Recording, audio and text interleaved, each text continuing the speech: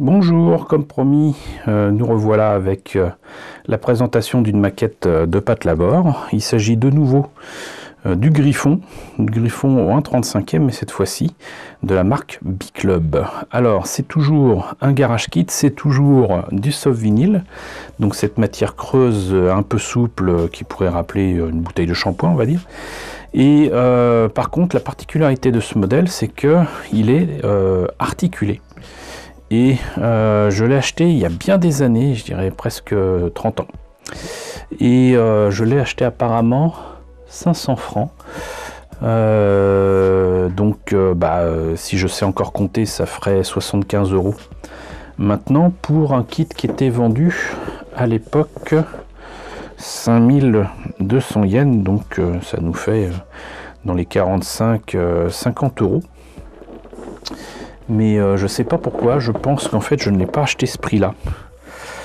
Je pense que je l'ai acheté beaucoup moins cher que ça, et il est même possible en fait que j'ai essayé de me débarrasser de ce kit parce que cette écriture me rappelle un peu la mienne. Mais quoi qu'il en soit, donc à un moment donné je me suis décidé à non seulement l'ouvrir, bien évidemment je l'avais fait depuis longtemps, mais à tenter de le monter et de le peindre, et on va voir le résultat tout à l'heure. En attendant, on a ici une belle illustration qui est très certainement du Mecha Designer original, je l'imagine en tout cas. Ça ressemble au style de Yutaka Izubuchi. On a exactement la même illustration partout. Et on a par contre non pas des écritures en japonais, mais entièrement en romaji.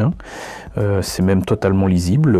1/35e ici, Type G9, Griffon Labor. C'est même pas Griffin comme la dernière fois avec le modèle de Kyodo. Test Machine Shaft Enterprise. Official Code Type G9. Production Code Griffon. Use Technical Experiment. Manufacturers. Shaft Enterprise Japan. Donc beaucoup d'informations ici qui sont certainement reprises là en japonais, avec cette fois-ci par contre le design original du Griffon. Donc vous voyez quand même très sombre. Et on n'a strictement aucune autre information à se mettre sous la dent sur cette boîte, si ce n'est qu'elle est quand même assez massive. On va voir ce que ça donne à l'intérieur. Eh bien, je ne l'ai pas retrouvé en bon état, ça je m'en doutais un petit peu, mais pas à ce point. Je vais tenter de le remonter, mais avant de remonter tout ça, je voulais juste vous faire profiter de ce que je viens de trouver dans la boîte. J'ai totalement oublié que je l'avais mis là, mais ici, dans un petit sac BHV, j'ai retrouvé une boîte atlantique avec des Indiens Sioux Toro Seduto pour la gamme Far West de l'Atlantique. Apparemment c'était à 12,50 €, mais je doute l'avoir acheté moi-même. Je pense que c'est un truc que j'ai trouvé en vide-grenier ou quoi. Et donc si vous connaissez pas les gammes Atlantique, voyez un petit peu la vidéo que je vais vous mettre en fiche par là-haut. Mais là vous voyez, il y a même des figurines ici égyptiennes.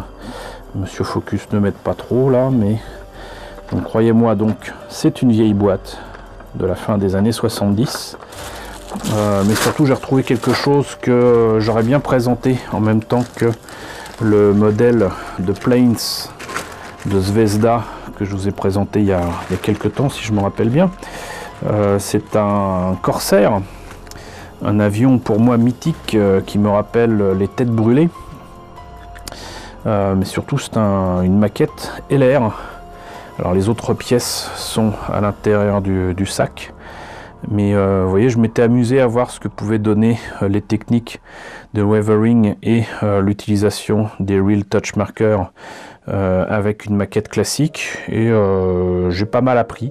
Le résultat est pas génial, mais j'ai pas mal appris. Et voilà, c'était une maquette sympathique à faire, mais alors par contre bourrée de défauts. Par exemple, ici j'ai dû faire les ouvertures là autour du moteur moi-même avec une pince, mais l'idée c'était de ne pas trop modifier le modèle parce que sinon j'y aurais passé un temps fou. Mais j'ai pas mal appris sur cette maquette, sur l'utilisation de certaines peintures et tout. C'était tout le but, tout en me faisant plaisir sur un modèle d'avion qui me faisait rêver. Voilà, donc c'était juste pour vous dire que, encore une fois, dans les boîtes, des fois, on a de la place, donc il n'y a pas de raison de ne pas en profiter. Et avant de revenir sur ces morceaux du Griffon, on va profiter de la présence de la notice de montage originale donc de B-Club. Donc là, on avait les pièces en présence. Je rappelle que pour le soft vinyle, vous avez des pièces dont vous devez découper les excédents de matière. Donc c'est pas le plus simple à faire.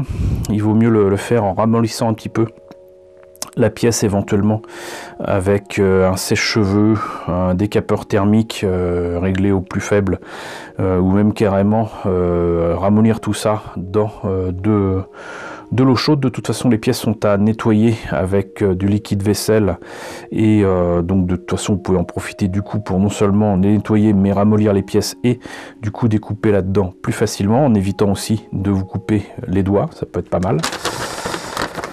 On voit ici que donc les différentes pièces nécessaires permettent apparemment d'articuler la maquette à différents niveaux, à part peut-être au niveau des jambes. Et les pièces sont quand même très différentes de ce qu'on trouve dans le modèle de Kyodo. Là, vous voyez l'excédent de matière. Il est prévenu que là vous avez des petites tuyères qui sont à prendre là-dedans. Là, c'est des éléments pour les ailes. Et tout ça, une fois découpé, c'est acheté, quoi. Voilà, et les petites tuyères se retrouvent ici. Les ailes sont articulées.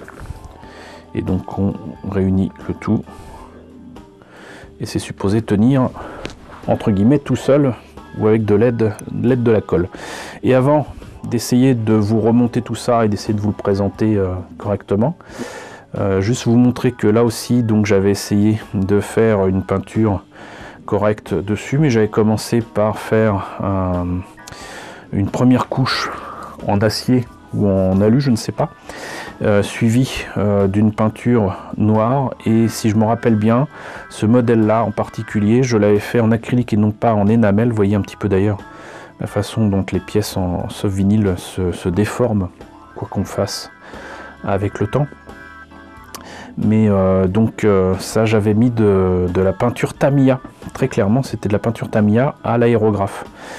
Je déteste l'aérographe, c'est un outil que je maîtrise mal et que je déteste, parce qu'il faut passer son temps à nettoyer l'outil au lieu de travailler avec.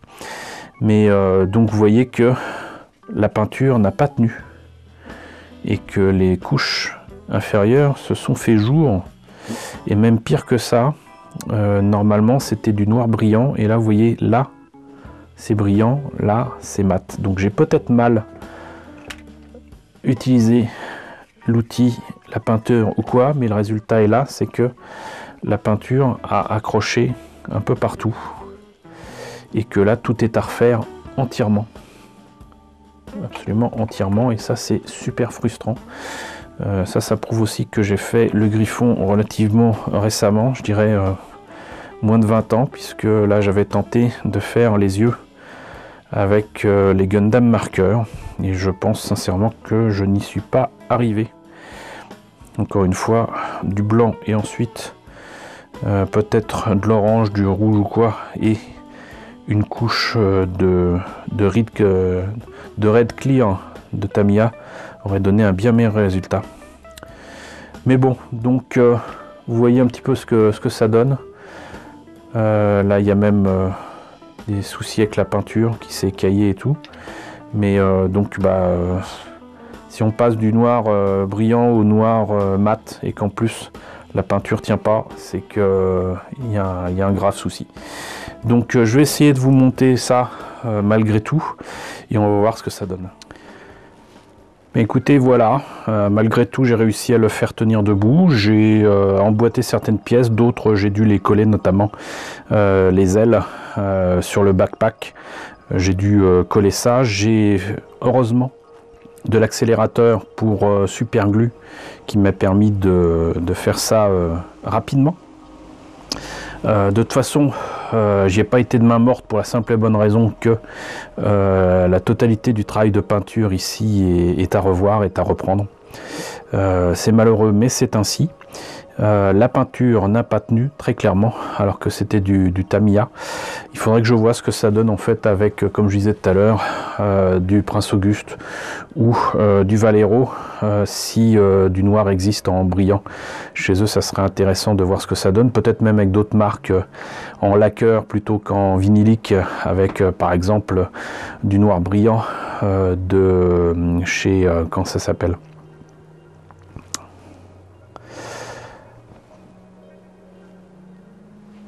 Chez Alclad, qui font ce genre de choses de toute façon, peut-être même en polyuréthane, je sais plus, mais qui font ce genre de peinture de base de toute manière pour pouvoir mettre des peintures métalliques, notamment du chrome. Donc faudrait que je vois ce que ça donne, mais donc sinon donc vous voyez que effectivement les pièces ont quand même franchement souffert.